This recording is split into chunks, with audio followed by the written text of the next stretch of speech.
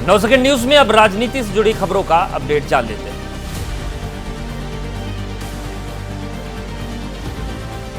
PM Modi की अध्यक्षता में नीति आयोग की बैठक आज। विकसित भारत के एजेंडे पर होगी चर्चा। पश्चिम बंगाल की सीएम ममता बनर्जी को छोड़कर गैर बीजेपी शासित राज्यों ने मीटिंग का बहिष्कार किया।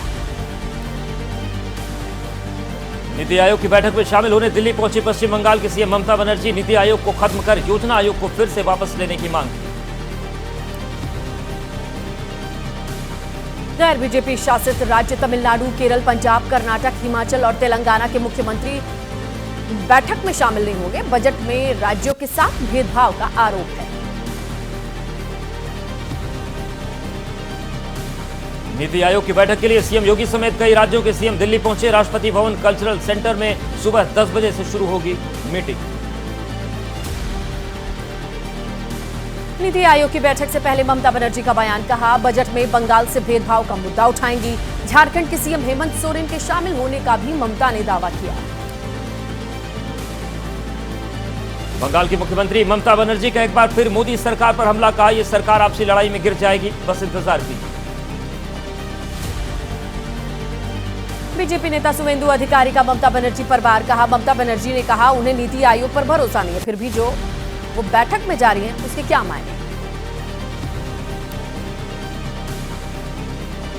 उत्तर बंगाल पर बयान देने वाले बीजेपी नेता की मांग पर भड़की ममता बनर्जी, बोली ऐसा कभी नहीं होने देंगे। ये लोग टुकड़े टुकड़े की बात करते थे, अब खुद ही वही कर रहे हैं। उत्तर बंगाल को लेकर के जारी सियासत पर बीजेपी सांसद जगन्नाथ सरकार बोले, ममता राज में उत्तर बंगाल वंचित है, जो जनता को गुमराह करने वाली मुख्यमंत्री है।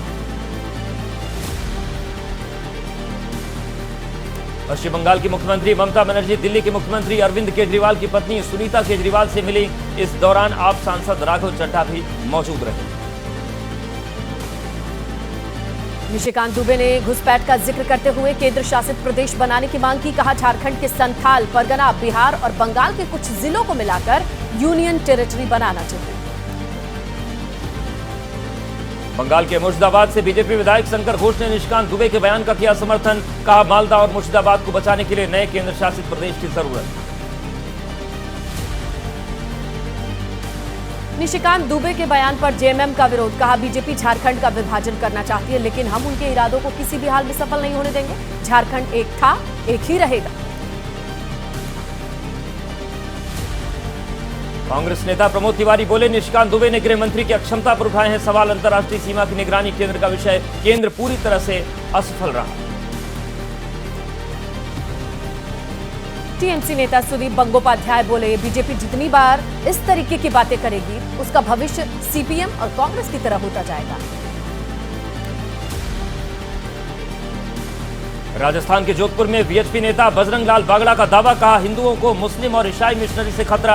कहा अपने ही देश में हिंदू अल्पसंख्यक न हो जाए।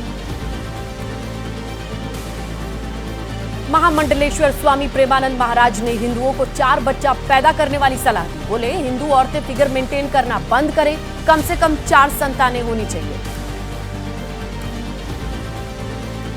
अग्निवीर योजना पर विपक्ष को पीएम मोदी का जवाब, सेना में सुधार के लिए कदम, भ्रम न फैलाए विपक्ष। अग्निवीर जैसे मुद्दों पर राजनीति कर रहे हैं विपक्ष। करगिल विजय दिवस के मौके पर अग्निवीरों के लिए यूपी, एमपी, छत्तीसगढ़ सरकार का बड़ा ऐलान। यूपी में पुलिस और पीएसी में मिलेगी अग्निवीरों को आरक्षण का लाभ। छत्तीसगढ़ में भी अब अग्निवीरों को मिलेगी प्राथमिकता। पुलिस, वन रक्षक, जेल प्रहरी जैसे पदों पर मिलेगा आरक्षण। विष्णुदेव सरकार ने लिया फैसला। अग्निवीरों को लेकर ओडिशा सरकार ने बड़ा ऐलान किया। वर्दीधारी सेवाओं में अग्निवीरों के लिए 10% कोटा, 5 साल की आयु में छूट देने की घोषणा। मुख्यमंत्री योगी आदित्यनाथ से मुलाकात के बाद नर पड़ी अपना दल। कमेरावादी की नेता पल्लवी पटेल प्रयागराज की सभा में योगी सरकार के खिलाफ कुछ भी बोलने से बचती हुई नजर आई। लालू प्रसाद की बेटी रोहिणी आचार्य का सम्राट चौधरी पर अटैक। बोली सम्राट से पहले पगड़ी छीनी गई, फिर अध्यक्ष पद छीना गया और आने वाले समय में मंत्री पद भी चला जाएगा।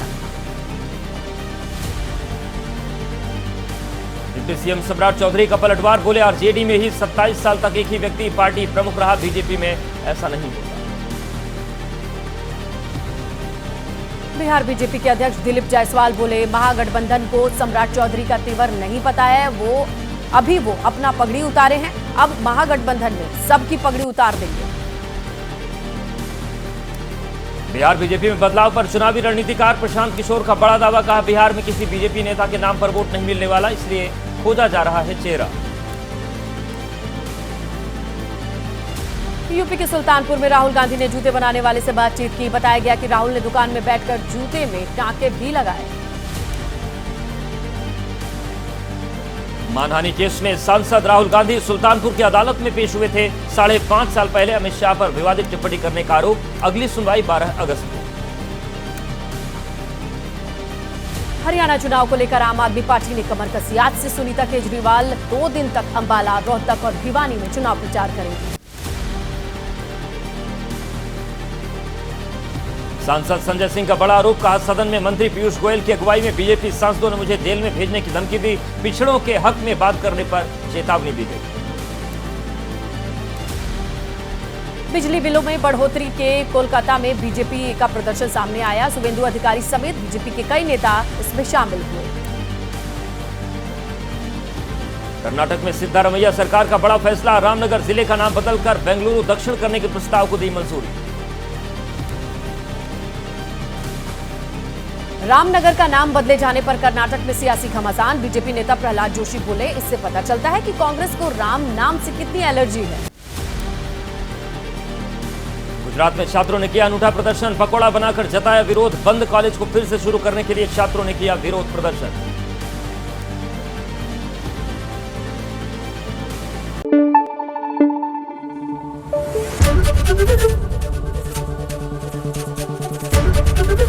एबीपी न्यूज आपको रखे आगे।